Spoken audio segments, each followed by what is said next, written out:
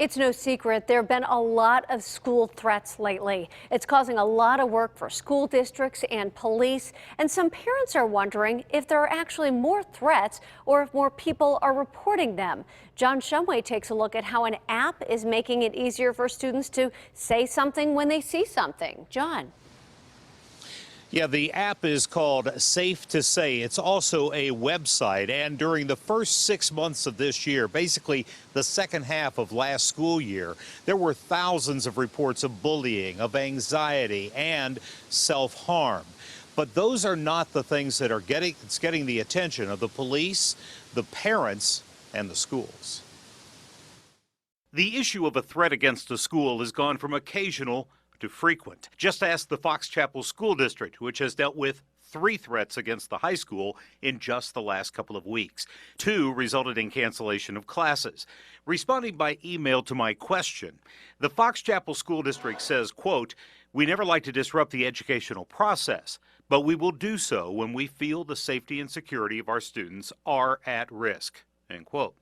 The statement goes on to spell out the detailed process the district uses to determine the validity of a threat. Quote, "It can be difficult to discern whether a threat is real or if it is not credible.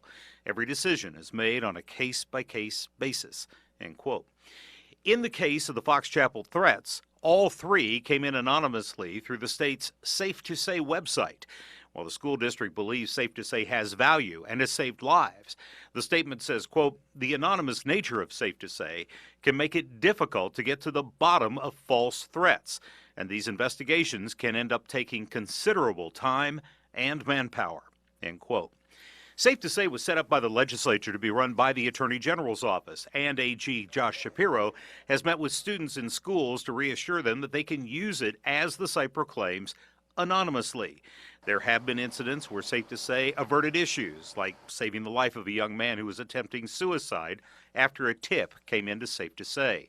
But the other side of the coin is the ability to disrupt school days with concerns about bogus threats, which district and police departments cannot afford to risk ignoring.